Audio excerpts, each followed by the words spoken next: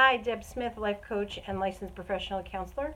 Today I wanted to talk about the balance we need to create as women and how we do that, why we need it, and what it means to our lives as a whole. So I think we really need to first talk about our roles as women. So we're wives, we're daughters, we're granddaughters, we're partners, we're spouses, we're employees, employers. We have so many different hats. We have hats within those hats. But we don't really embrace that. We don't really make the time to talk to other women anymore about those roles and what they mean to us. We simply don't have the time. There's just so much going on in our lives. There's so many demands placed on us.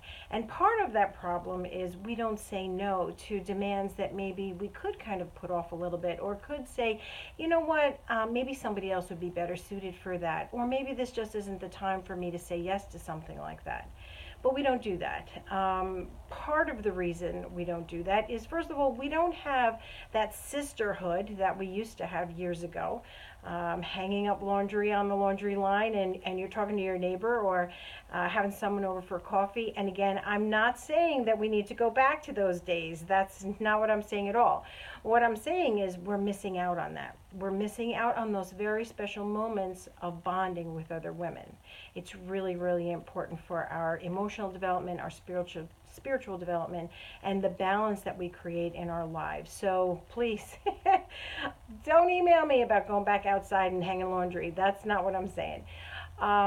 We need to take time to connect to other women, to bond, to talk, to connect. And when we don't, we're kind of out there on our own trying to figure out direction, balance, peace, happiness, all of those things on our own. And it just makes life a little more complicated and a little more challenging.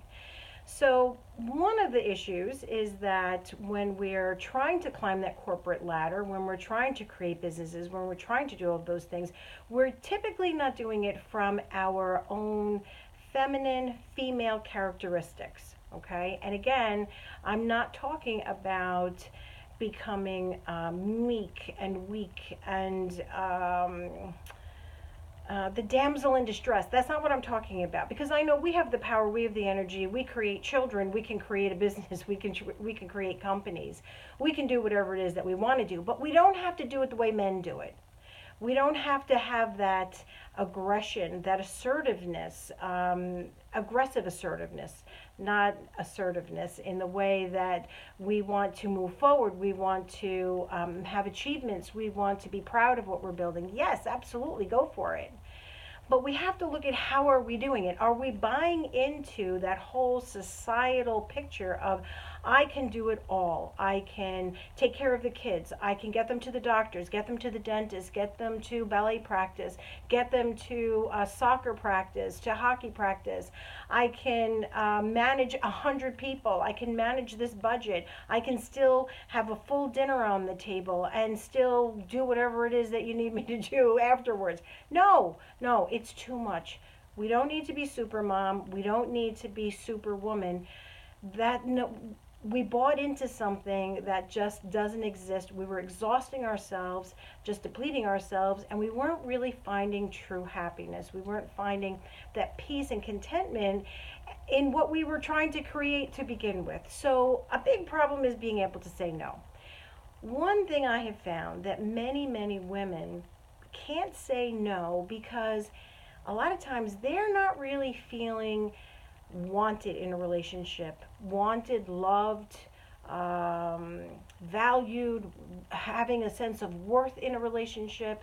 Now, that relationship doesn't have to be only with her partner. It could also be with her employees, with her employer, with her children, with her parents, with her grandchildren, with her neighbors. It doesn't really matter. If she's not feeling like she has value in that relationship, but she wants that relationship, then she's going to make herself needed.